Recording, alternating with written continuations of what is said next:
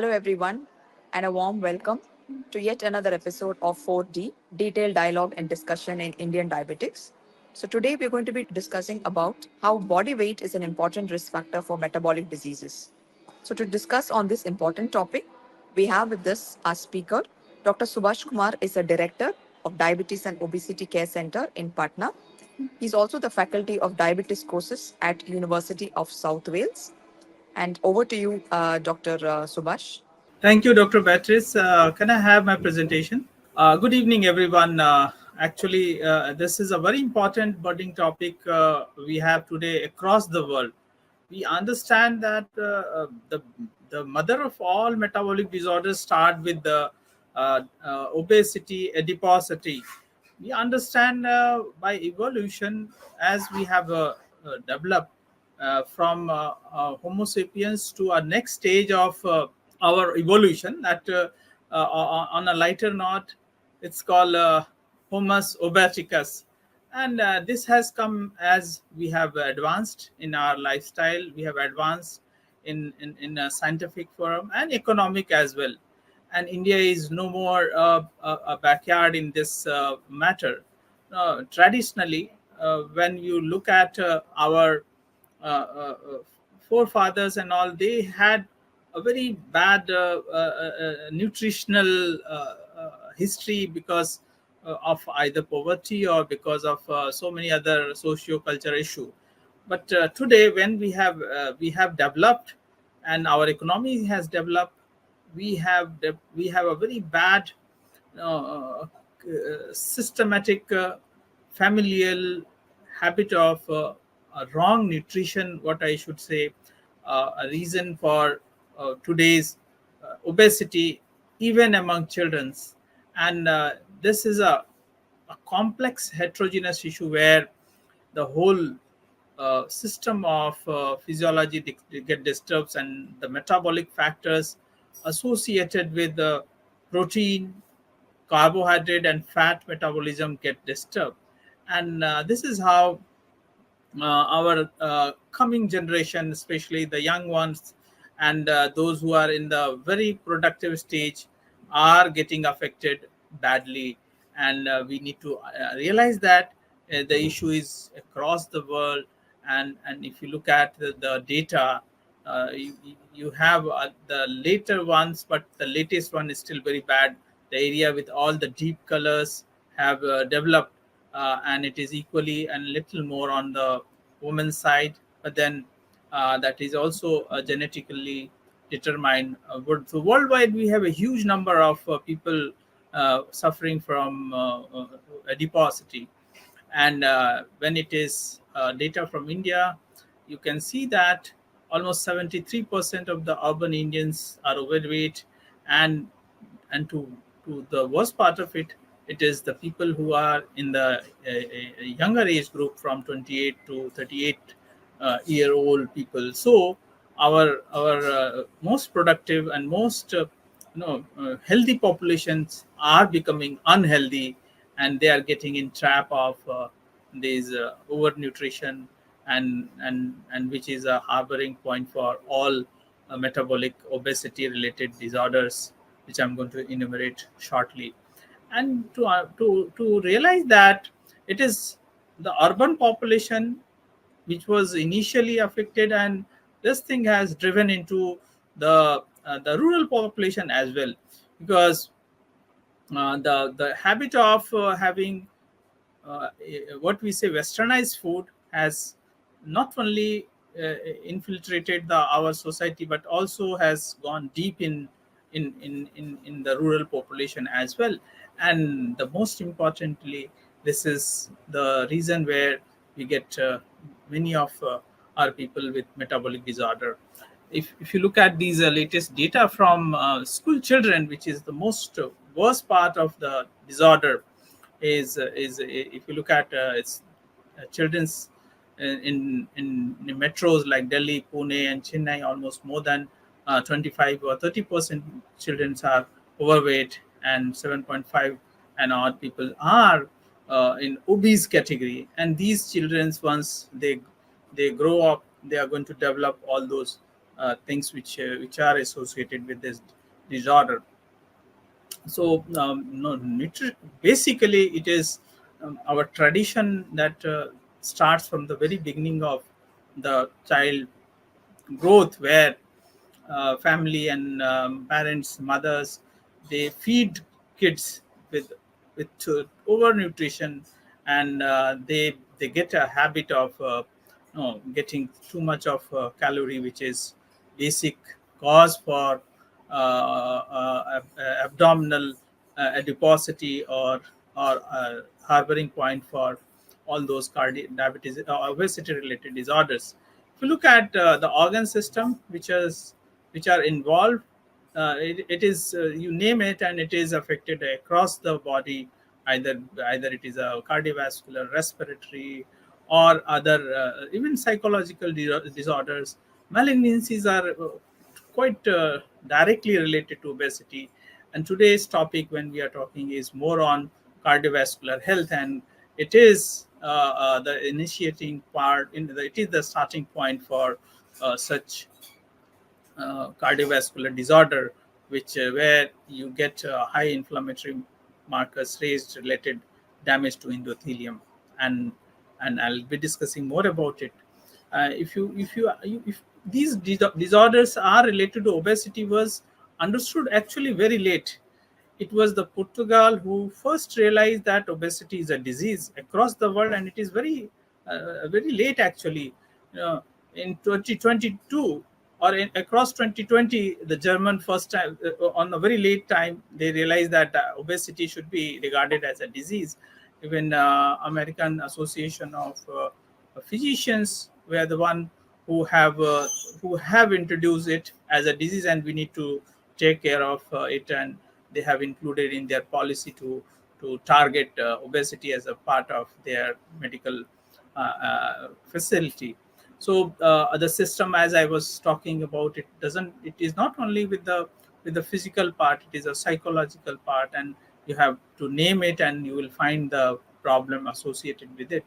And if you look at the etiology of obesity, basically, as I said, uh, it is a excess of calorie which comes and which has been incorporated in our kids life from the very beginning of their childhood, and they are always overfed, and as I said, that traditionally we are a society which have suffered nutritionally from our forefather days, and now, once those stigma has gone, that phase has passed, but still the habit continues, and most of the kids are and even the adults, when they become adult, they have higher energy intake, and with higher scientific development and lifestyle changes, with economic changes, expenditure of energy has become less, and energy intake, as I said, is again driven by two important factors.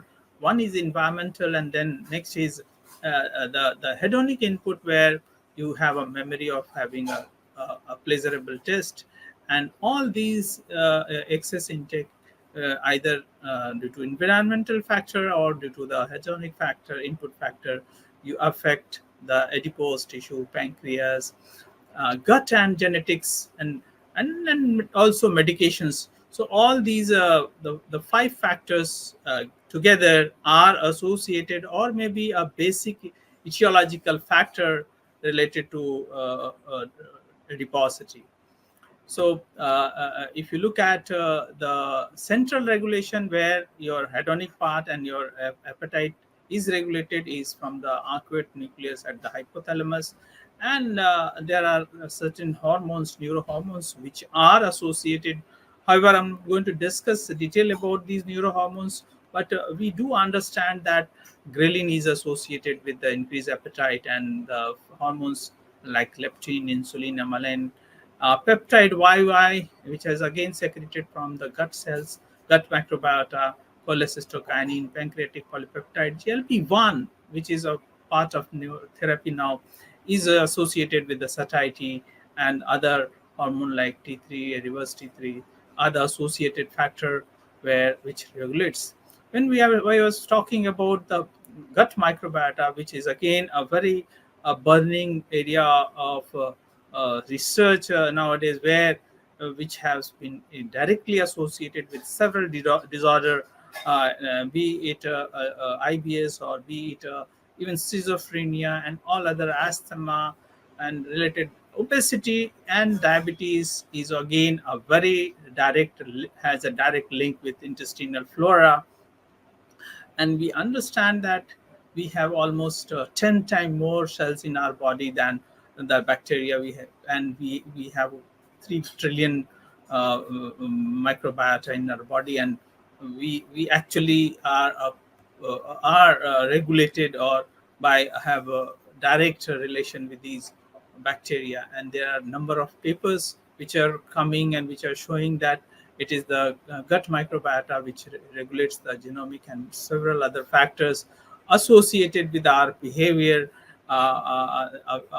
King's College London study, which has from twins cohort, the largest twins cohort they have also included in their studies, where uh, they have shown that obesity and microbiota has a direct link. And to explain the link, it is the GLP secretions, either GIP or GLP, which are again regulated by gut driven peptide YY. So it also has a direct of appetite regulation phenomena. So role of different interventions in controlling appetite, as I was talking about GLP hormones and ghrelin, which are the main homeostatic eating behavior. And we also have this psychological issue of hedonic eating, where we have a pleasure of eating, and which is again regulated by hormones. And if you look at other intervention, which is lifestyle intervention, which are often talked very less, and which has impact on it. And it has to do with behavior intervention.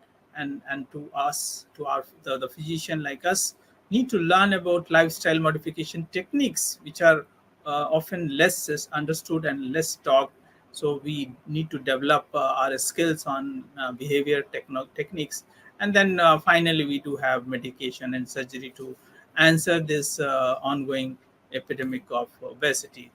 Just to introduce you my book also, which is on medical consultation in modern era, which is available on web, and I have described different issues, especially behavior modification techniques, which has to be learned by most of us. And this book also explains you the mechanism of behavior modification by trans theoretical model of behavior by James Prochaska and colleague. And it has a different processes, and it has different techniques. So though I'll skip these processes and techniques over here, but we need to understand that the behavior change goes through different stages, from pre-contemplation to the stage of relapse. It has to pass through 6 different stages before a person changes his behavior completely.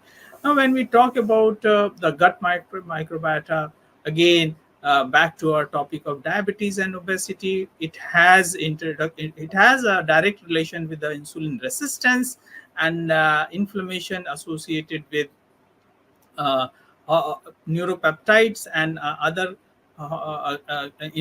inflammations secreted by adipose tissues. So gut microbiota and adipose tissue has direct link, and this is the cause of all those damage at the endothelium, which takes place related to coronary artery disease, and also related to obesity and diabetes and pancreatic beta cell dysfunction.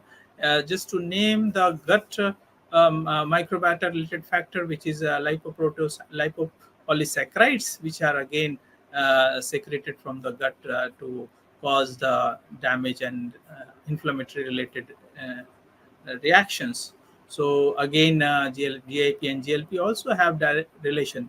Now, to answer this obesity related problem, to answer the whole the related issues of how to tackle it, we have a very latest direct trial, and which has given a eye opener for most of us, when Ray Taylor conducted this, and he could show clearly that a person who can have a weight loss from 5 to 15% of his weight, he can get multiple benefit, be it diabetes control from other factor.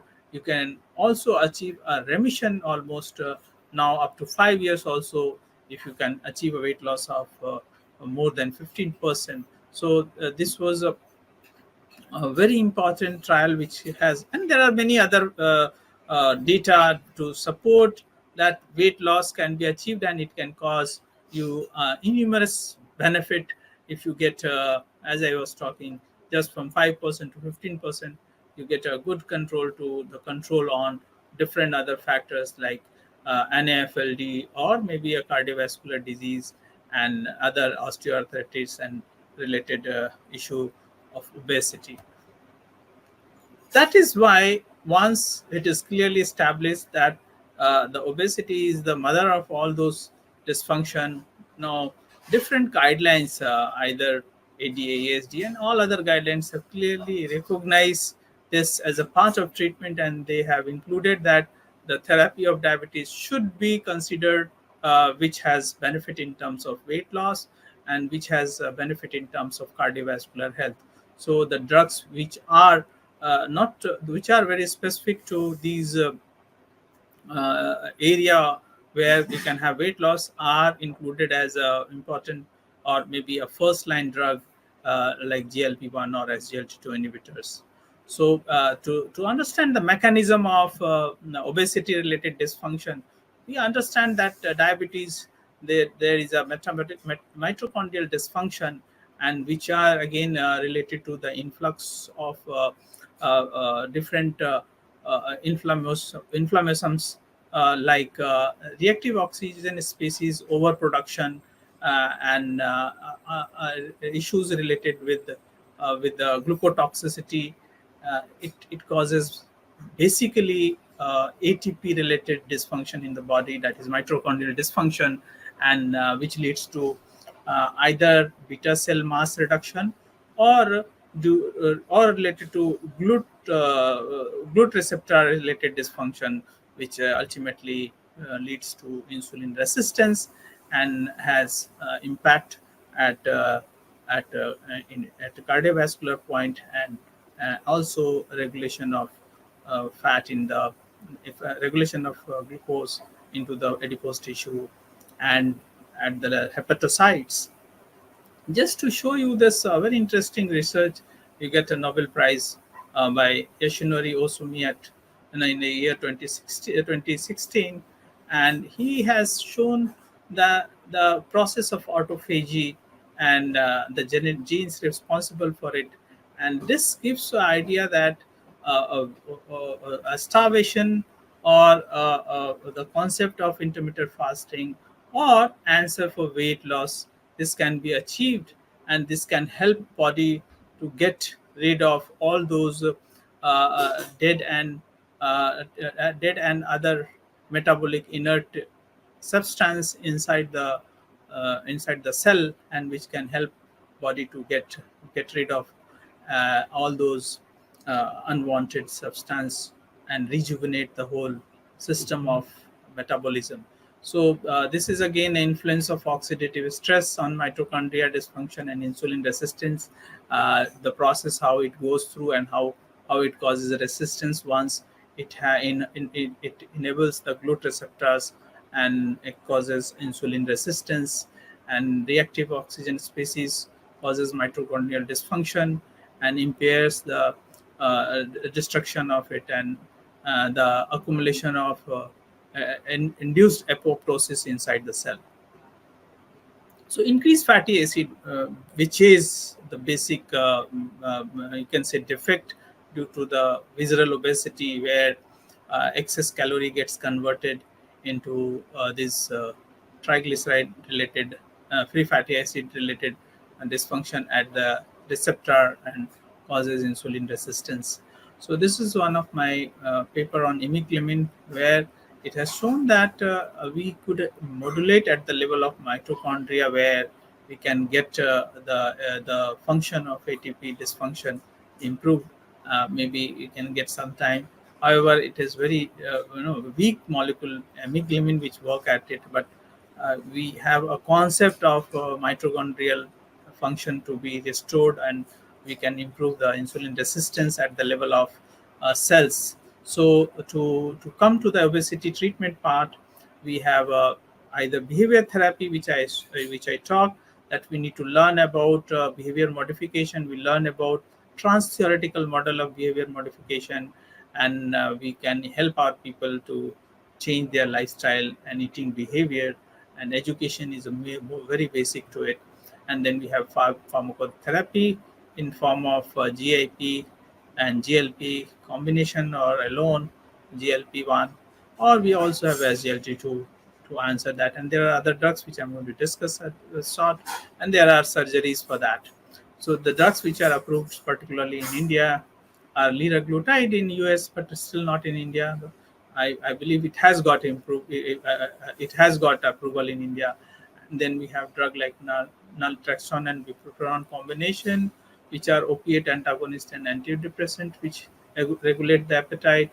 Orlistat is the one which is still approved by US FDA, which has a lipase inhibitor activity, which causes excess fat to be excreted out of the GI tract.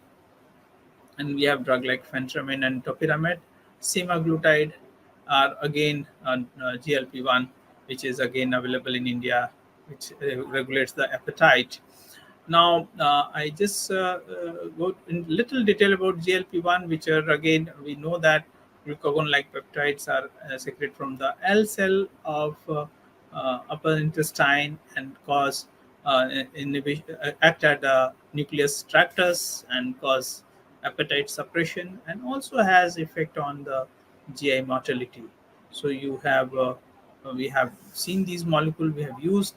So we have sema, lira, and dulaglutide as a GLP-1 in our practice nowadays, and they have shown that you can get a obesity-related treatment, obesity-related issues solved or partly solved with this molecule, and there are certain data to support that. If you look at this forest plot also, which favors the treatment of GLP-1 based therapy, which can have help in waist circumference reduction and other issues. So other drugs which are approved, as I was talking, was this list again. It is almost similar drugs, and the drugs which are weight neutrals like DPP-4 and other drugs which can be used in terms of treating diabetes.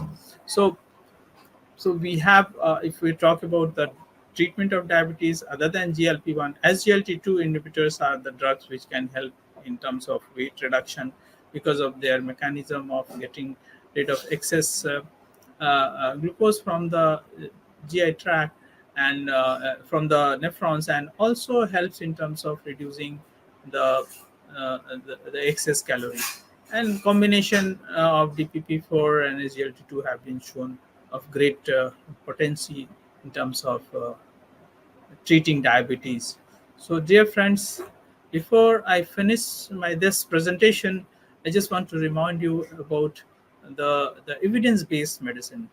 You know that Dr. David Sackett, who is also known as a father of evidence-based medicine, what he reiterated, and that that evidence-based medicine has three facets, and the three facets are the best available evidence for any treatment, which has to be practiced, and it should be expertise of physician also is very important. Once you think of evidence-based medicine, maybe expertise, especially when you are designing treating therapy.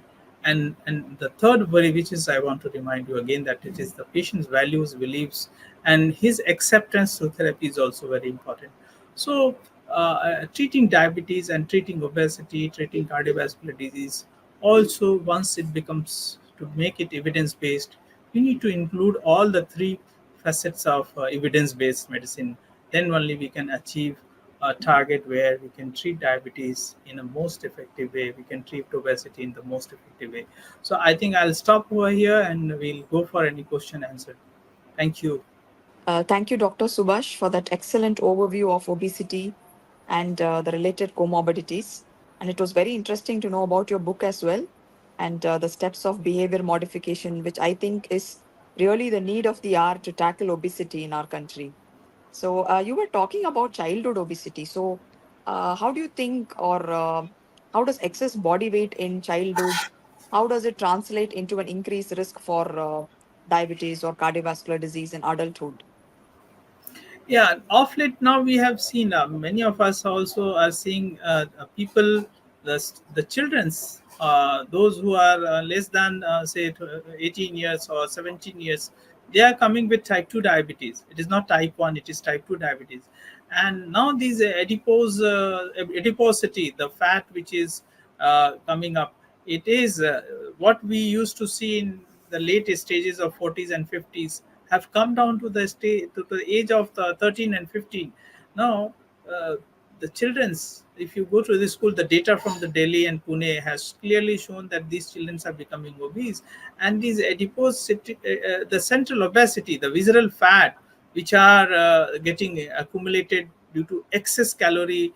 No, the people, the children with the sugar packed or calorie packed food from all those different sources they are getting, and they are becoming to the category of not overweight, to the category of obesity. And this is causing them the accumulation of fat in the hepatocyte, from where it is moving to the pancreatic beta cell and creating all those factors which are there. So these children should be protected, they should be treated properly, they should be looked after, they should be educated, the mothers, the families has to be looked after, and they have to understand this connection of obesity and metabolic disorder.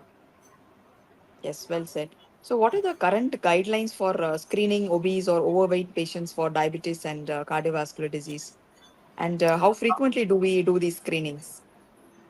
Screening is very important. Actually, it should come in our practice, and we understand that basic screening which can be taken very easily is by just having a waist circumference measurement. If you look at the waist circumference cutoff for male is 90 centimeter and 85 for children, and we have to do a basic step of measuring BMI or waist circumference, whichever is easily available to whichever clinic we are, and at least eye on it. Actually, we never realize that obesity is a problem. Actually, we in our society, nobody will raise your finger once you are becoming obese. Once a person who is losing weight, everybody is going to be after his life. No, I have seen people, those who have joined gym or those who are on medication, they have lost weight, and people, they torture them so much. I tell them, I have a word for them, it's called social torture for these people. If you lose weight, they will be after your life until you suicide. So so this is a big issue, and we have to make them understand. At least you think that you are obese. No, the country like Germany, and they in 2022 they realize that this is a disease. So our country is still, no, we hardly realize that we are in a stage of any disease. So screening is very important, and the basic cutoff of no, our BMI cutoff is less than Western population. We should have a 21 BMI in comparison to 23 of Western or Caucasian. So we need to have a basic screening in our clinic and education to the people. Yes. You were talking about the drugs that are available now for treatment of diabetes and obesity. So, you were also talking about the fixed drug combination of SGLT2 inhibitors and DPP4 inhibitors. So, what kind of patient groups would you prefer this fixed drug combination? Yes, the combination of SGLT2 and DPP4 are actually a very easy combination for us, because it tackles normally, if you take alone either SGLT2 or DPP4, they are not a very potent drug. They are moderately potent drug, or even less than moderately potent drug. But now people who are having glycemic parameters little above, little higher than the above, that is more than 7.5 and all, we need to start a drug which can help them in terms of reducing more than 1 mil.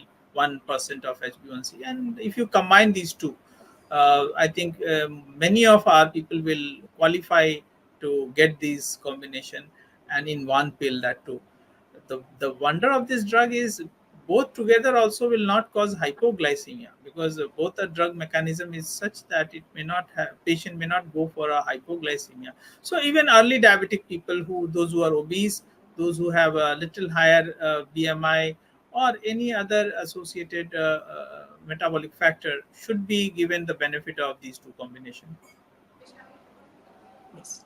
So, last but not the least, how do you counsel your patients about the importance of maintaining a normal or healthy body weight to prevent or to manage diabetes and cardiovascular diseases? Yes, it is a continuous process. To start first, we take the consent. We must take the consent of the patient first. In our society, if you jump on that you आप बहुत मोटे हो गए हैं or you are obese, will not help them at all. No, it is normally accepted that we all are obese, and our society is such that we don't realize it. So taking permission, number one, and then talking about it and related the pathophysiological issues and the disorders, the difficulties they are going to face. And the best time is when they suffer from any discomfort due to the obesity related issues, maybe a backache or or arthritis, some issues which they will be facing on and off. So best time to start, and tell them about the menace of this disorder, and their day-to-day eating habits, which is very difficult again to change. It is normally told it is easy to change the religion than the diet. So diet understanding is very difficult for our society, and, and definitely is because it is a habit which we have developed from our very early childhood. And now uh, I normally tell that whole life we are taught that we should walk on the right side of the lane, and suddenly when we have grown up, we say no, no, no, no, you are doing wrong. You have to walk on the left side of the lane. So it is something like we it comes in habit, and it's very difficult. So we need to make them aware. So again, we have to go by the TTM model, where we have to understand the patient need actually. It is not that we need to jump and tell what how wise we are in terms of understanding obesity. Rather, we must understand what is the patient perspective and what is his level of understanding. And if we go according to the patient's need, and I think we can achieve that consultation very well, and they can maintain it for long. Thank you, Dr. Subhash, for joining us today.